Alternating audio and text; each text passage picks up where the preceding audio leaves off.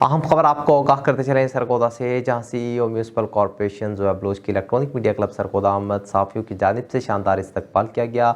इस मौका पर ज़ोया बलोच से किए गए सवालात में तजावज़ात को उजागर किया गया, जिस पर उनका कहना था कि तजावज़ात की रोकथाम के लिए हर मुमकिन इक़दामात कर रहे हैं। इस हवाले से मज़ीद जानते हैं बिग न्यूज़ के नुमाइंदे अली खान की इस रिपोर्ट में।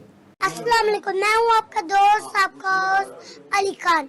आज देख रहे हैं बिग न्यूज का बिग प्रोग्राम।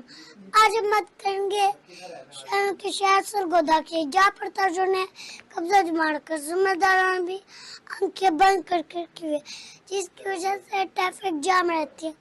इस वक्त मजा आता है, मैम जो है मौजूद है, हमसे बात करना चाहते हैं। वो खास है। अस्सलाम वालेकुम। वालेकुम अस्सलाम। आपका क्या हाल है? मैं शुक्र अल्लाह ताला। आप इधर बैठ के क्या कर रहे हैं? मैं वो आंखें बंद करी हुई हैं मैंने भी, अभी वो खोल रही हूँ और आपके ज़रिए से खोल रही हूँ। और ये जो तजावज़ात के हवाले से आपने मेंशन किया है उसे ख़त्म करेंगे। और जो बाकी ज़िम्मेदारान भी मेरे साथ ही मौजूद हैं और उन्होंने सुना है और उनकी वाकई आंखें खुली हैं आपकी इस बात से कि बच्चे को ये पता है कि ये तजावज़ात जो है वो कितनी मुश्किल क्रिएट कर रही है हम सब के लिए।